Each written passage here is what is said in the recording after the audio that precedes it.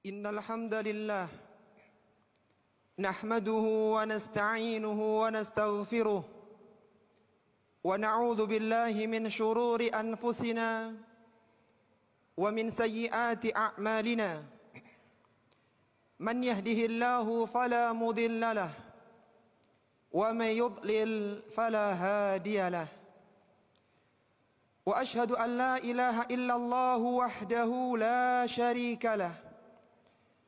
Wa ashhadu anna Muhammadan abduhu wa rasuluh. Ya ayyuhalladzina amanu taqullaha haqqa tuqatih wa la tamutunna illa wa antum muslimun. Ya ayyuhan nasu taqu rabbakumul ladzi khalaqakum min nafsin wahidah wa khalaqa minha zawjaha وبث منهما رجالا كثيرا ونساء واتقوا الله الذي تساءلون به والأرحام إن الله كان عليكم رقيبا يا أيها الذين آمنوا اتقوا الله وقولوا قولا سديدا يصلح لكم أعمالكم ويغفر لكم ذنوبكم ومن يطع الله ورسوله فقد فاز فوزا عظيما. اللهم صل على محمد وعلى آله وأصحابه أجمعين. أما بعد. Ma'asyiral muslimin rahimani wa rahimakumullah. Anak merupakan anugerah dari Allah Subhanahu wa taala yang Allah berikan kepada siapa yang dikehendakinya. Allah Subhanahu wa taala berfirman di dalam Al-Qur'an menyebutkan tentang keberadaan anak yang merupakan kenikmatan dari Allah Subhanahu wa taala.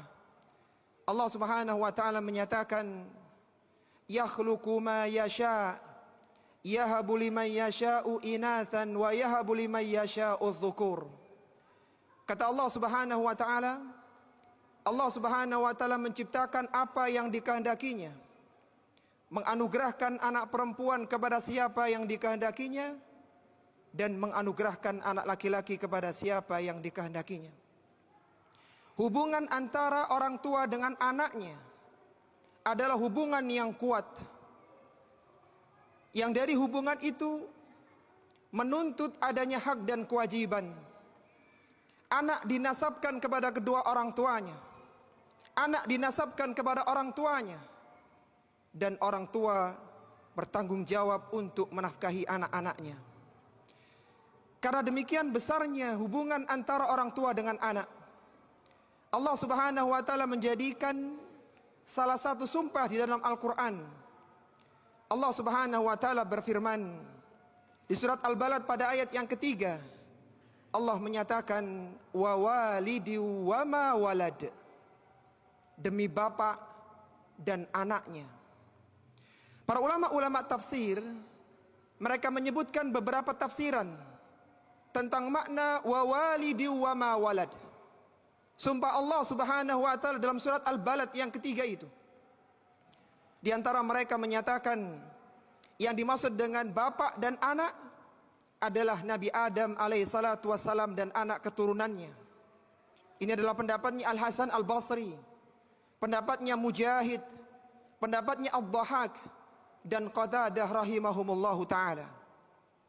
Sebagian ulama tafsir menyebutkan yang dimaksud dengan bapak dan anak adalah Nabi Ibrahim alaihissalatu wassalam, dan anaknya adalah Nabi Ismail dan Nabi Muhammad sallallahu alaihi wasallam.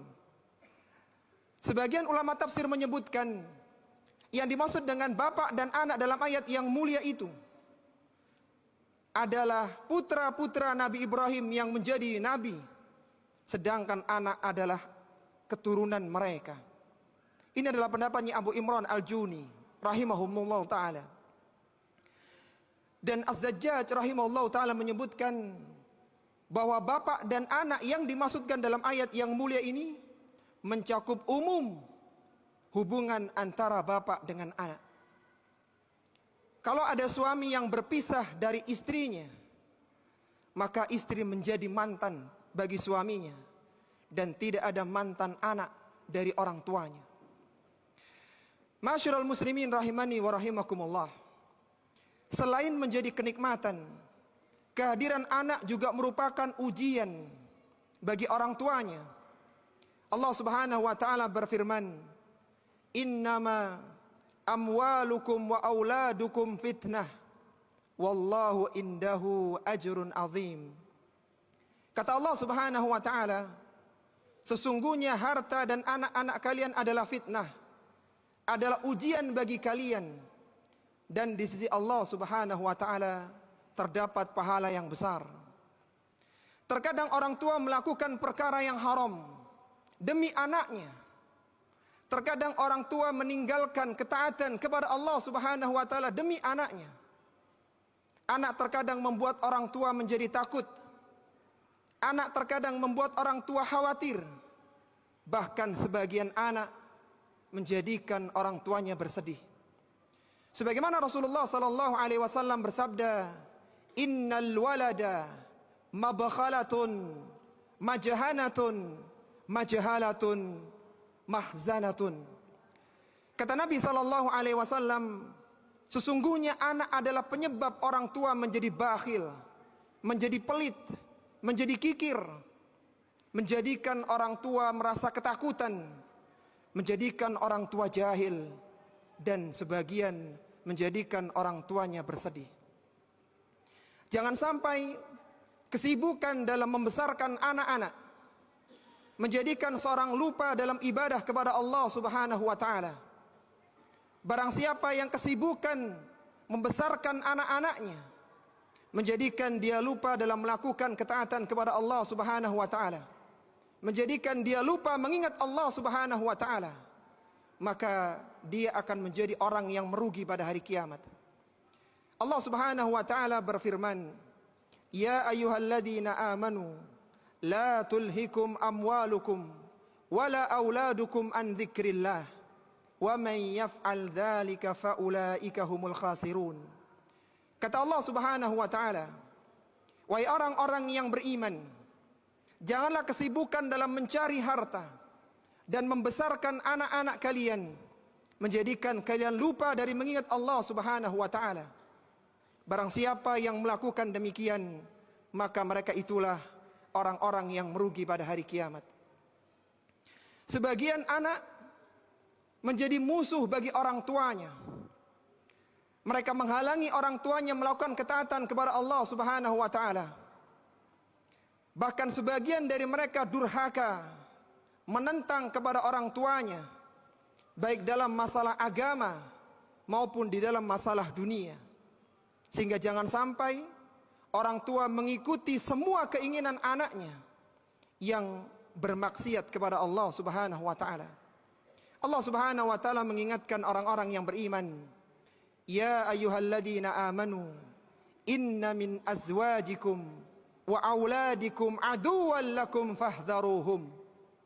Kata Allah Subhanahu wa taala, wahai orang-orang yang beriman, sesungguhnya di antara istri-istri kalian dan di antara anak-anak kalian aduwwan lakum, ada yang menjadi musuh bagi kalian, ada yang durhaka kepada kalian, fahdharuhum, maka berhati-hatilah kalian kepada mereka.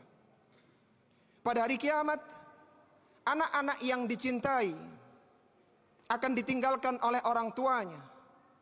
Anak-anak yang dulu dibanggakan, manusia akan lari darinya.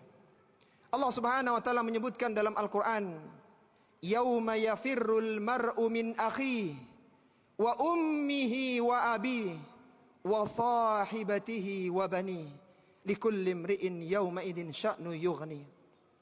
Kata Allah Subhanahu wa taala, pada hari yang mana seorang lari dari saudaranya, wa ummihi wa abihi, dia lari dari ibu yang telah melahirkannya dan juga bapaknya, wa sahibatihi wa bani, dia lari dari istrinya dan juga anak-anak yang dicintainya.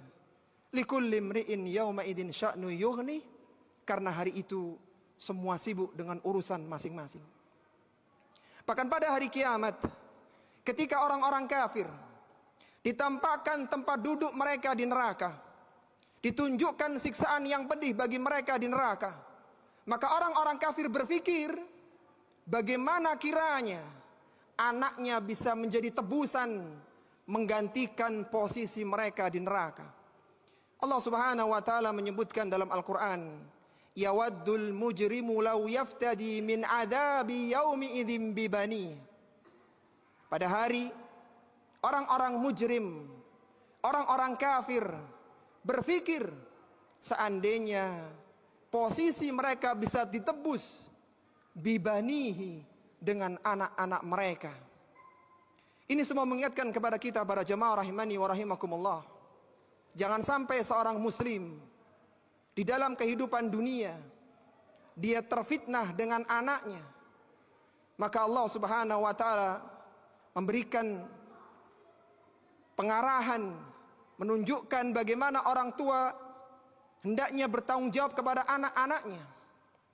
Mereka berusaha mendidik anak-anaknya dengan kebaikan, bahkan mereka berusaha menyelamatkan anaknya dari siksa neraka. Allah Subhanahu wa taala berfirman dalam Al-Qur'an, ya ayyuhalladzina amanu qu anfusakum wa ahlikum nara. Wahai orang-orang yang beriman, jagalah diri kalian dan keluarga kalian dari api neraka. Bagaimana cara menjaga, menyelamatkan keluarga kita, menyelamatkan anak-anak kita dari api neraka? Kata Ali bin Abi Thalib radhiyallahu taala anhu, seorang khulafaur rasyidin yang wafat di bulan Ramadan tahun 40 Hijriah di Kufah. Beliau mengatakan, addibuhum wa allimuhum. Didiklah anak-anak kalian dan ajarilah mereka ilmu agama. Seorang anak yang dibesarkan dalam ketaatan kepada Allah Subhanahu wa taala, yang dibimbing oleh orang tuanya, maka anak tersebut akan tumbuh dalam ketaatan kepada Allah Subhanahu wa taala. Sungguh indah apa yang dikatakan oleh tokoh tabi'in di Basrah, Al-Hasan ibnu Abil Hasan Al-Basri rahimahullahu taala. Kata beliau, ayyu syai'in aqarru li'ainil mu'min min an yara zaujatahu wa waladahu yuti'unallah. Kata Al-Hasan Al-Basri rahimahullahu taala, apalagi yang lebih menyejukkan pandangan orang-orang yang beriman daripada dia melihat istrinya dan anak-anaknya tumbuh dalam ketaatan kepada Allah Subhanahu wa taala. Aqulu qawli hadza wa astaghfirullahal adzim li wa lakum wa lisairil muslimina min kulli dhanbin fastaghfiruhu innahu huwal ghafurur rahim.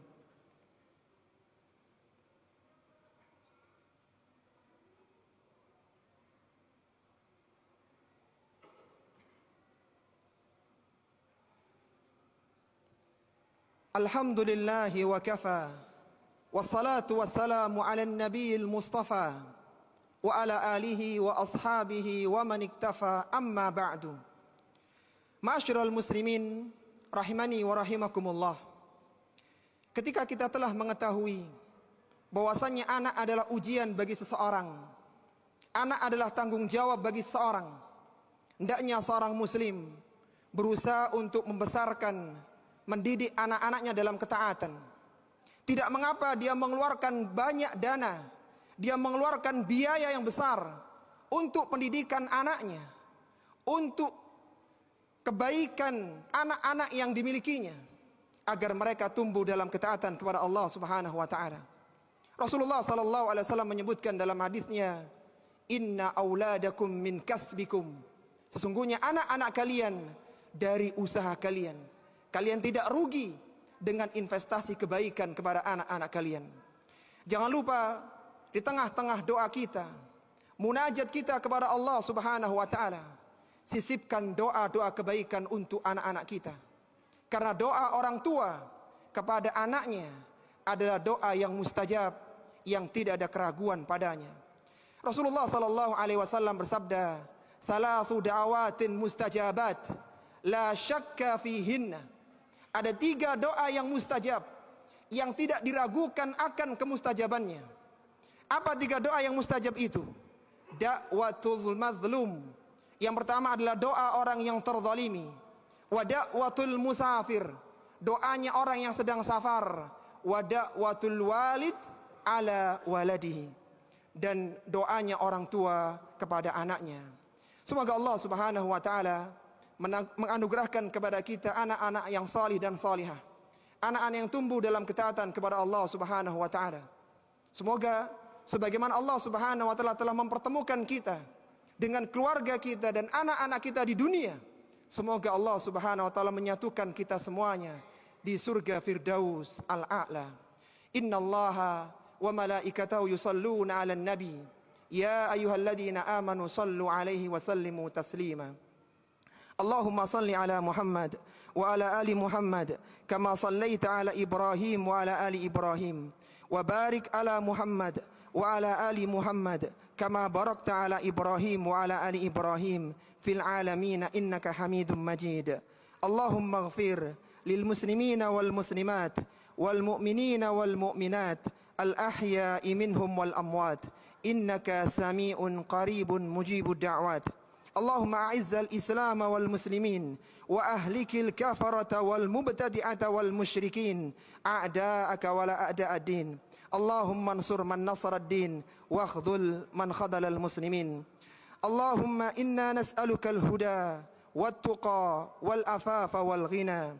Rabbana hab lana min azwajina wa dhurriyyatina qurrata a'yun waj'alna lil muttaqina imama. Rabbana atina fid dunya hasanah wa fil akhirati hasanah wa qina adzaban nar. Wa sallallahu ala nabiyyina Muhammadin wa ala alihi wa sahbihi wa sallam.